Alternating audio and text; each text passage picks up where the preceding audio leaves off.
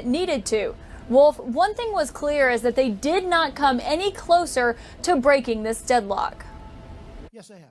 And I can do it if I want. President Trump amping up his threats over funding for his border wall tonight, declaring he's considering using emergency powers to build it. I may do it, but we could call a national emergency and build it very quickly. After a 2-hour meeting with congressional leaders that Democrats described as contentious, Trump threatened to leave the government shut down for years if it comes down to it. Absolutely, I said that. If we have to stay out for a very long period of time, we're going to do that. Asked if he still owns the government shutdown, the president said he's no longer calling it one. I'm very proud of doing what I'm doing. I don't call it a shutdown. On the campaign trail, Trump promised his supporters a concrete wall paid for by Mexico. Now, with the government shut down over a demand from his administration that the American taxpayer fund it, he says it could be made of steel. So how can you say you're not failing on that promise to your supporters? We just made a trade deal. And we will take in billions and billions of dollars, far more than the cost of the wall. The wall is peanuts compared to what the value of this trade deal is to the United States. As far as concrete, I said I was going to build a wall. I never said, I'm going to build a concrete. I said I'm going to build a wall. Even though he did. No windows, no nothing, precast concrete, going very high. Let's see, about a little higher than that. But the president continued. Steel is stronger than concrete. If I build this wall or fence or anything the Democrats need to call it, because I'm not into names, I'm into production. Okay, thank you. Trump claiming the recently renegotiated trade deal with Canada and Mexico will pay for the wall, even though it hasn't passed Congress yet, and he didn't explain why the government is shut down if USMCA is paying for it. A redo in the Rose Garden after Trump took no questions from reporters during his first appearance in the briefing room yesterday. The president describing his meeting with Democrats as productive, though that's not what they said. We really cannot resolve this until we open up government, and we made that very clear to the president. Friday ending with no solution to the government shutdown in sight. But the president said he's assigned a team to huddle with Hill staffers over the weekend. Asked about his message to those federal employees who won't receive a paycheck during the shutdown, those people, in many cases, are the biggest fan of what we're doing. How do you know that, sir? All right, Do you have evidence to please, support Major, that? go ahead. And while hundreds of thousands of federal workers are going without pay during the partial shutdown, new documents reveal that hundreds of the president's political appointees are slated to receive annual raises of around $10,000 tomorrow, including cabinet secretaries, deputy secretaries, and even the vice president. Mr. Vice President, will you turn down the raise? Mike Pence vowing not to take one today, and Trump said he's considering asking his cabinet to forego theirs. After several rank-and-file House Democrats brought up impeaching the president, Trump said he discussed it directly with Speaker Pelosi today. You can't impeach somebody that's doing a great job. I said, why don't you use this for impeachment? And Nancy said, we're not looking to impeach you. Now, Wolf, we're learning a little bit more about what went on during that 2-hour meeting with the president and congressional leaders. Someone in the room said that the meeting wasn't so long because it was incredibly productive, but because the president was essentially making the same arguments to those Democrats that he made to reporters from the Rose Garden earlier today. We're told by sources that the president came into that meeting, he immediately launched into this hard-line stance of $5.6 billion for his wall, and he was not negotiating anything lower. The Democrats made their arguments, but we're told by sources that the president flatly rejected those arguments, and in the pretty blunt words of one person, quote, there was no progress made. So, Wolf, that doesn't give a lot of hope to people who thought that we could be a little bit closer to ending this shutdown. Yeah, good point, Caitlin. Thank you very much. While Democrats are standing firm against the president's border wall demand, some key Republicans are breaking with Mr. Trump's shutdown strategy. Let's go to our senior congressional correspondent, Manu Raju. Manu, is either side feeling real pressure right now to back down?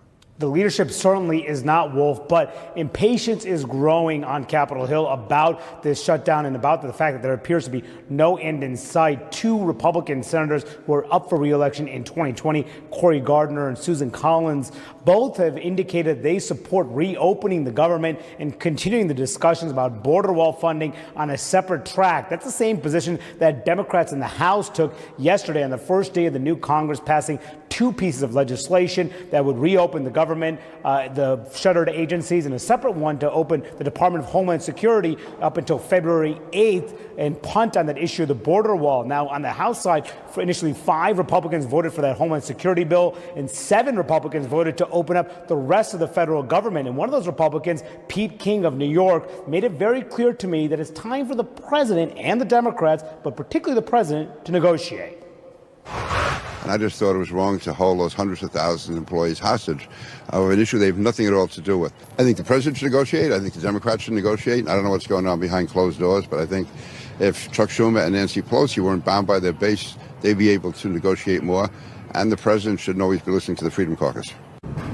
And the Freedom Caucus is the House Freedom Caucus, a conservative group that has been very influential in urging the president to take a hard line, which he's done so far. And on the Democratic side, there have been some concerns being voiced, including by a freshman Democrat, New Jersey Democrat Jeff Van Drew, told me earlier today that Nancy Pelosi should negotiate and perhaps come closer to the president's number for the border wall.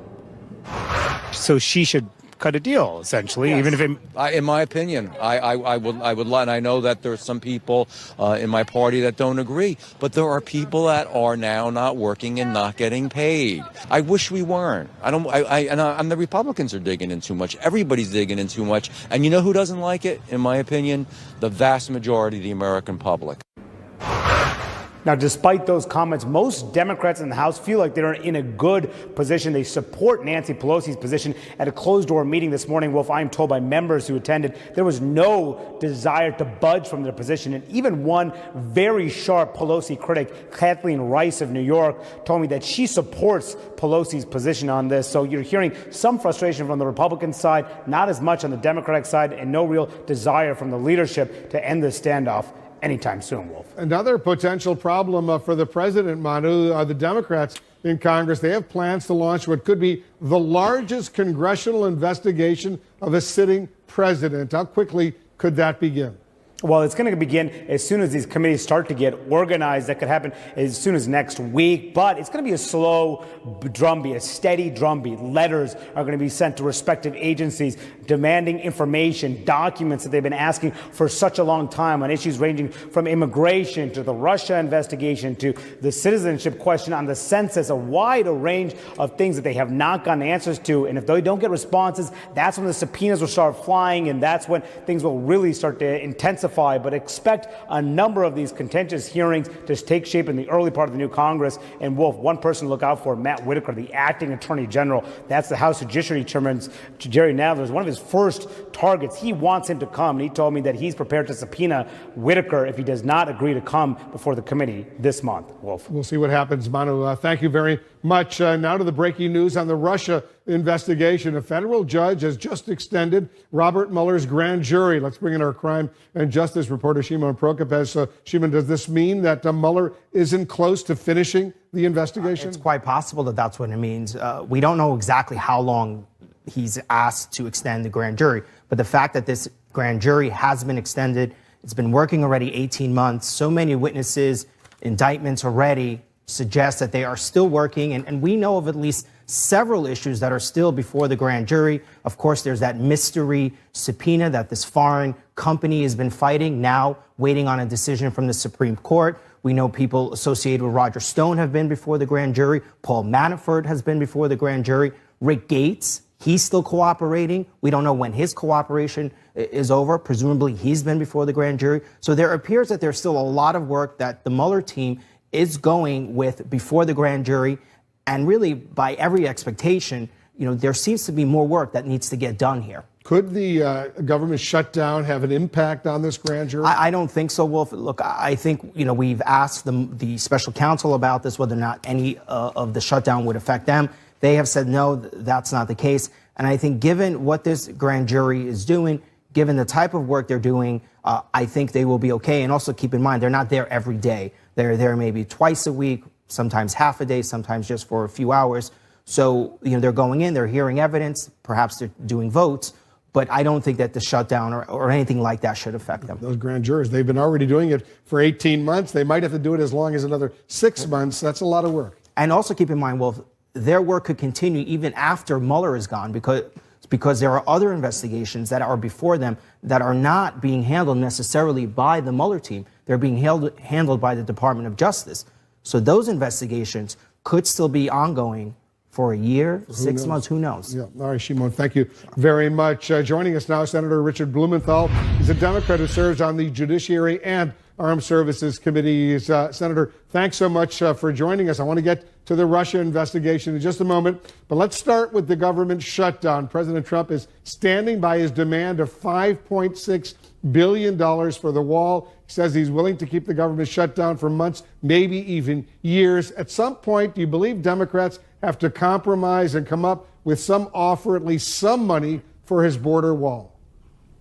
There is a clear path forward, Wolf. It's the path we were on when the United States Senate unanimously approved an approach that now has been adopted by the House of Representatives and would be passed by the Senate. Let me emphasize, I believe that reopening the government with full year appropriations to all the agencies that have nothing to do with border security, and then funding through a continuing resolution the Department of Homeland Security, which would give us time to reach that kind of compromise. But the Senate Majority Leader Mitch McConnell says he's not going to allow that to come up for a vote because the president is threatening to veto it. And you took the words right out of my mouth, Wolf. The impediment here is simply the refusal to allow the United States Senate to vote. This Trump shutdown is wholly on Donald Trump, who wants this vanity project that he promised the Mexicans would pay for. He has failed to spend the money that's already been appropriated, that $1.3 million, only 6% of it spent on border security. $1.3 billion. Part of it. $1.3 billion. But the refusal to allow the Senate to vote, I think, is a major impediment, because I think that sending the bills to the White House would put President Trump on the spot, and he would have to decide whether he wants to make a counteroffer that would enable us to move forward. It doesn't look, Senator, like the DACA issue, the Dreamers, as they're called, is on the table right now. Is there anything President Trump could offer you and your fellow Democrats that would get you to agree to border wall funding? The president has really not been a serious or credible partner in any talks about DACA.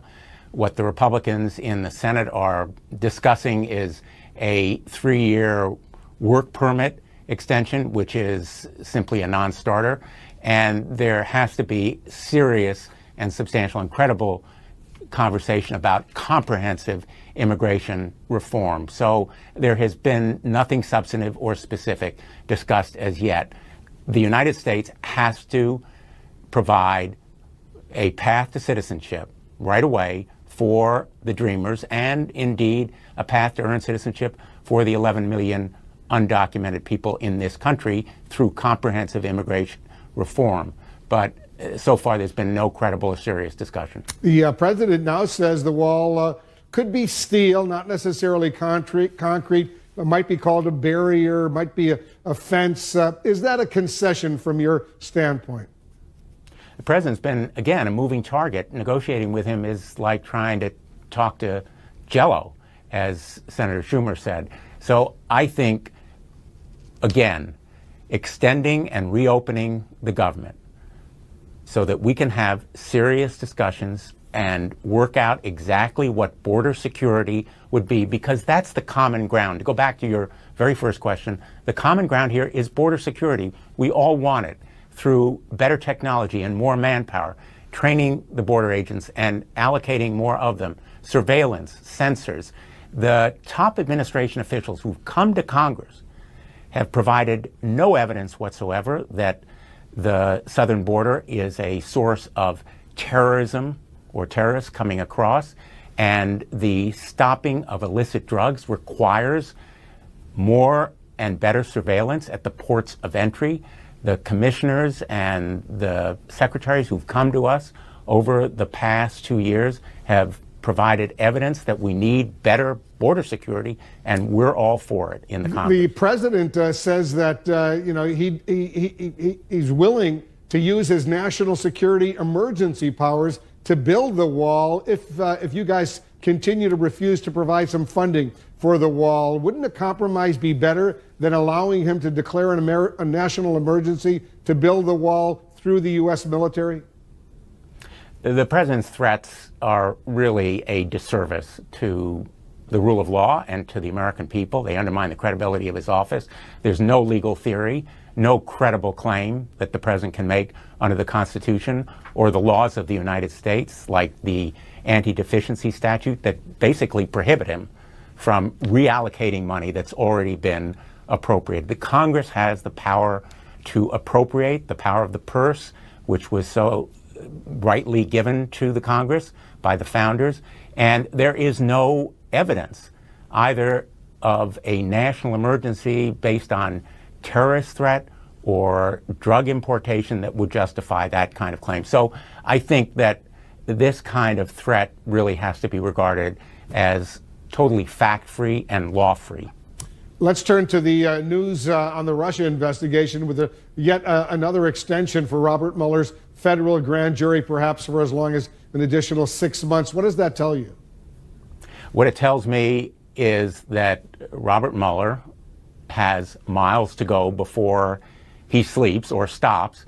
There are going to be more indictments in this new year, as I have predicted repeatedly. The record of this special counsel investigation is already extraordinarily substantial, and that's the reason why the judge concluded that it was in the public interest for this grand jury to be extended for another 6 months. Now remember, he could have impaneled a new grand jury and transferred all the evidence to that grand jury. So it's a mark of this grand jury's interest in this case that they were willing to continue to serve in this capacity, which is extremely onerous for the average citizen. There are very substantial sacrifices involved, and they are a key part of our justice system. So, bottom line, I believe that we're going to see substantial work still to come by this grand jury, by the investigations in New York in the Southern District, and by the Eastern District of Virginia. Well, listen to this, Senator, what the president said today on the issue of impeachment. Well, you can't impeach somebody that's doing a great job. That's the way I view it. I've probably done more in the first 2 years than any president, any administration in the history of our country. All right, what's your reaction? My reaction is that we need to await the special counsel's report before we make any judgment about what the remedies would be for potential law breaking. And there's already a credible case of obstruction of justice against the President of the United States. And as for his performance in office, the American people can judge for themselves. But I challenge the President to direct his cabinet to donate their pay to charities of their choice. I'm donating my pay to Homes for the Brave, a Connecticut organization that benefits veterans here in Connecticut. And the hardship and the harm from this shutdown to the American people and to the dedicated federal workers, including, by the way, all the members of the Coast Guard who are unpaid, unlike other members of the military, undermines that claim that he's doing such great service to the nation. Senator Blumenthal, thanks so much for joining us. Thank you. There's more breaking news just ahead. And now that the special counsel Robert Mueller's grand jury. Breaking tonight, sources tell CNN that President Trump immediately took a hardline position on a border wall funding package in talks with congressional leaders. He's warning the partial government shutdown could last a year or more, and that he has the power to simply declare a national emergency to get the wall built if he wants. The Democrats and the president, they're clearly at an impasse right now on the wall and at odds over whether they got anything really accomplished during their 2-hour meeting at the White House today. Let's bring in our analysts and our experts. And Rebecca Buck, we heard the president say it was a very productive meeting. Also said, though, the shutdown could go on for months, maybe years. What's going on? That's right. Well, Wolf, you used the word impasse. I think that's a perfect description of where we're at right now. The meeting was not particularly productive. If what you want is a solution to the shutdown, if what you want is to reopen the government, because the Democrats who were in this meeting and the president did not get any closer to finding a solution in the middle, a compromise. The president holding fast to his demands for the wall, and Democrats saying that they're not going to give it to him. And so we are kind of where we were before the meeting. The good news is that the parties are having these discussions. At least now they're at the table trying to figure things out. They're talking about it on the staff level, but it's unclear who is going to give what and when. And of course, there are federal government workers who are wondering where their pay is going to be coming from and when they'll have it. Yeah, Jeffrey Toobin, our own White House correspondent, Caitlin Collins, she pressed the president on what type of wall he's talking about. Listen to what he said today and what he used to say. Listen to this. You ran your campaign promising supporters that Mexico is going to pay for the wall and that the wall was going to be made of concrete. As far as concrete, I said I was going to build a wall. I never said, I'm going to build a concrete. I said I'm going to build a wall. When you build buildings like I build buildings, believe me, walls are easy. No windows, no nothing, precast concrete, going very high. Let's see, about a little higher than that. The politicians would come up to me and they'd say, you know, Donald, you can't build the wall. I said, you have to be kidding. You have to be kidding. Concrete plank, you have to be kidding. Precast, right? Precast, boom, bing, done, keep going. What do you think, Jeffrey? Well, I mean, it's just more lying. I mean, his lying is so epidemic that, it's hard for us to keep track. I mean, yeah, as the Washington Post is keeping track in the thousands.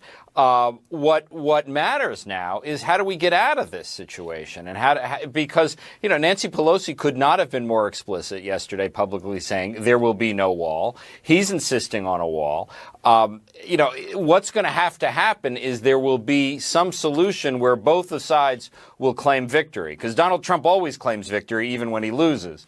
So something has to, some sort of compromise has to be put forward. But, as a former federal employee myself, I just have to think about the largely forgotten thousands of people who have mortgage payments, who have food payments, who have lives to live, some of whom have to go to work without being paid. And it's just a disgrace, the kind of suffering that they are being forced to endure. And as I know, many of these federal employees here in the Washington, D.C. area, it's not only 800,000 federal employees around the country who aren't getting paid. It's 800,000 federal employees and their families who are impacted pretty dramatically by this, the president, all of a sudden today, Laura, he came up with a new option for perhaps resolving all of this, using his national security emergency powers to go around Congress and build a wall.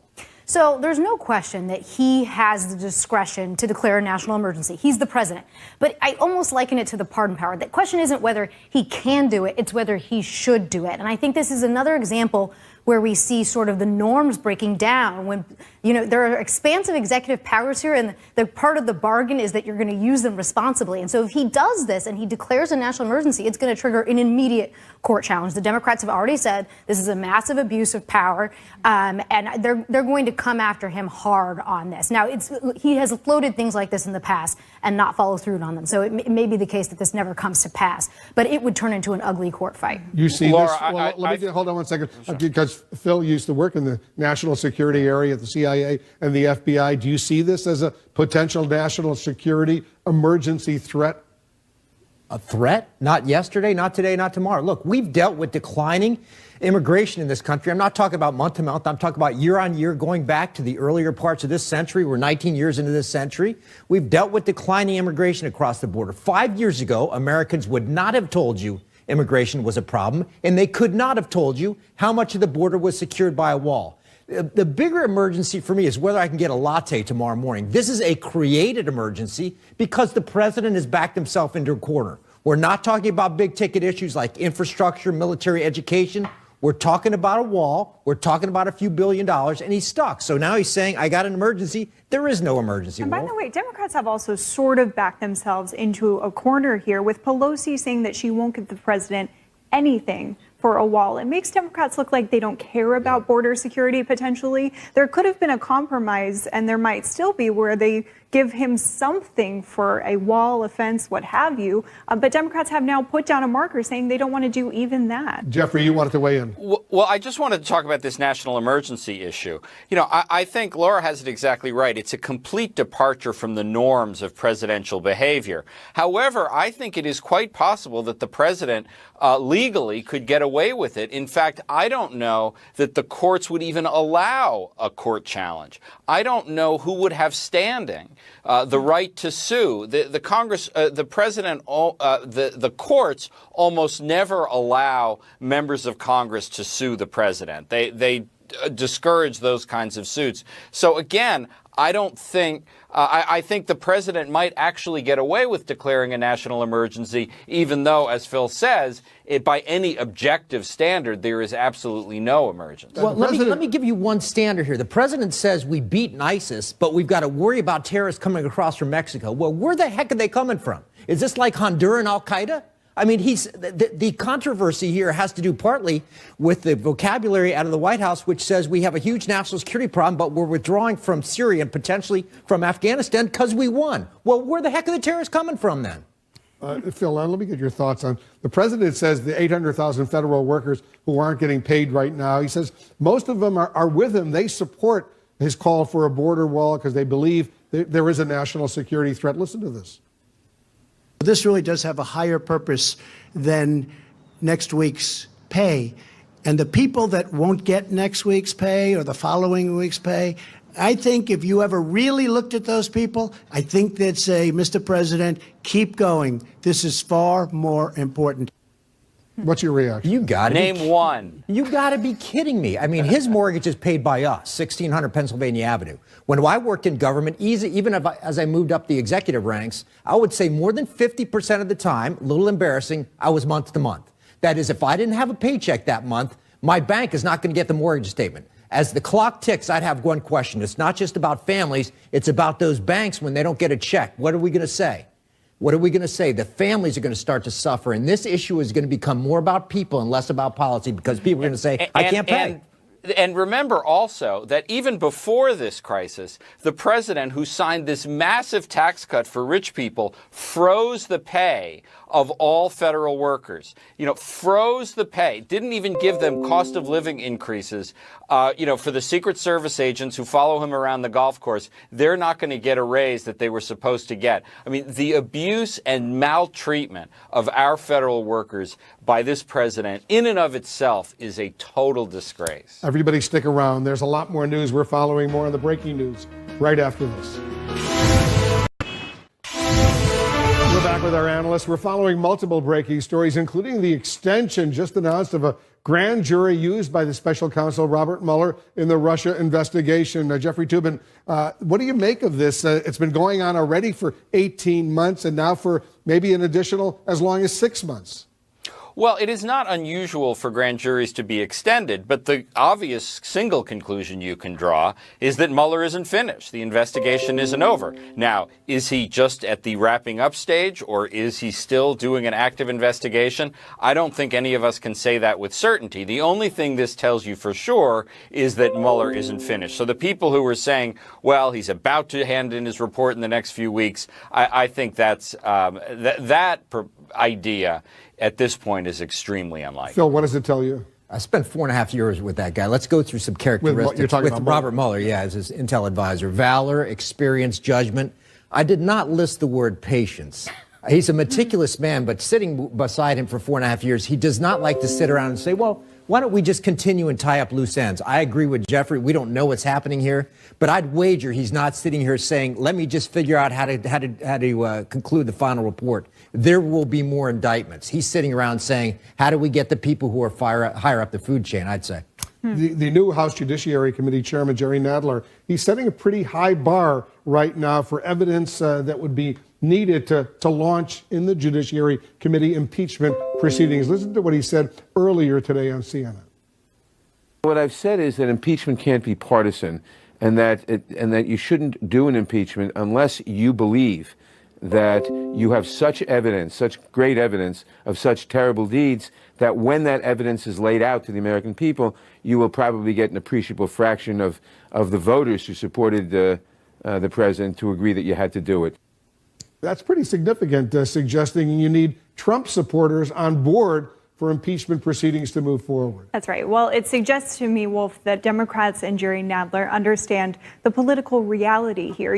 There are no written rules here that say you couldn't bring impeachment if the public didn't support it. But the political reality is you wouldn't want to move forward with an impeachment if the public didn't understand why you were doing it and support the underlying reasons for why you were doing it. And so that's what he's saying there. He's not saying all Trump supporters would need to necessarily understand and get on board with an impeachment proceeding. But he is saying that some Trump supporters would need to see the wisdom of that. And it's worth remembering, if you look at the way that Watergate unfolded and the public approval ratings for Richard Nixon during that time, it was a very slow erosion of support for him among his original supporters. And it was over time that people explained, that Congress explained, and they had their hearings and showed the public why this was so important. And that's the process that you would need to go through in this case as well. And they played the audio tapes. That's what did it in convincing a whole bunch of Republicans, his own party, to go ahead and support some sort of impeachment. How do you see it? I think the Democratic Party is at sort of an inflection point on this. You can see where the party leaders are trying to have a wait and see, measured, calm approach, and other, certainly more junior folks in the House are ready to impeach him yesterday. But it's going to make covering the candidates in 2020 really interesting, because they're all going to be asked this question right away. They're going to have to come prepared with an answer that satisfies the Democratic base, but also doesn't go too far out on a limb. And they don't want to make promises about things when Mueller still has potentially months left to go in his investigation. Because they don't want to really do impeachment, Jeffrey, most of the Democrats, until Mueller comes out with his report. And maybe not even then. I mean, Jerry Nadler and Nancy Pelosi were both in the Congress in 1998 when the Republicans impeached Bill Clinton. And they saw that it was a political disaster to impeach a president when it was quite clear that the Senate was never going to vote to remove him from office. That 67 vote barrier in the Senate is enormous. And I think what Jerry Nadler was saying there was, unless we can virtually guarantee that a substantial chunk of Republican senators will be willing to vote for removal of Donald Trump from office, we're not going to start this process in the first place. That's how they interpret the lesson of 1998. Yeah, and as someone who covered that impeachment of Bill Clinton in the House of Representatives, his job approval numbers were actually going up as he was being impeached, and he wasn't convicted, as we know, during the trial in the Senate. Everyone stick around. Just ahead, how seriously is the president considering declaring a national emergency to build his border wall with Mexico and get around his opponents in Congress? And we're also learning right now more about the suspicious arrest and the criminal record of the American citizen Tonight, the American citizen charged with spying by Russia is seeking help from multiple countries as he appeals his detention in a former KGB prison. One British official is warning that the Kremlin may be using Paul Whelan as a pawn for leverage in a potential spy swap with the United States. We have new information about Whelan's international ties and his criminal record. Let's go to our senior international correspondent, Matthew Chance, who's joining us live from Moscow. Matthew, what are you learning, first of all, about Whelan's past? Well, in terms of his criminal past, I mean, there's new details have emerged about why he was kicked out of the US Marines. It seems that back in 2008, a special court martial found him guilty of attempting to steal more than $10,000, $10,410, according to the court documents that have been obtained by CNN, while he was on tour in Iraq. Previously, we've reported that he was found guilty of attempting larceny and of using someone's social security number, as well as writing bad checks. It's also emerged that Paul Whelan has not just one passport, not two, but 4 passports from the United States, Britain, Canada, and Ireland as well. A product, his family says, of his complicated family background. He was born in Canada to British parents. He had Irish grandparents and then chose to become an American citizen. All of which, though, may have highlighted his presence to Russian intelligence services. Having multiple passports is not a normal thing here. But ironically, now you've got diplomats from all of those countries essentially beating a path to the door of the Kremlin, asking for further explanation as to why he's been detained, and of course demanding his early release, Wolf. So could Whelan really be a spy, or is he simply being set up? Well, I mean, I think that the more we learn about his background, the less he fits with the traditional profile of a spy. He was in the military, yes, but he was kicked out the military for theft. He has multiple passports, yes, but they're not multiple identities. He's just got this complicated family background. And of course, he did have all these many friends, dozens of Russians, ordinary people that he friended on social media sites. Certainly his family say that he was not a spy. And in fact, they are now calling for President Trump, who's been remarkably silent on this issue, to intervene. His brother, David Whelan, writing an op-ed in the Washington Post saying, "We urge President Trump to intercede on Paul's behalf. US government action will reinforce that Americans travelling abroad should not do so in fear and ensure other American families are less likely to have their loved ones go missing." Wolf. Matthew Chance in Moscow for us. Thank you very much. Just ahead, we're getting breaking news on a potential U.S. military operation to rescue Americans. We have new details.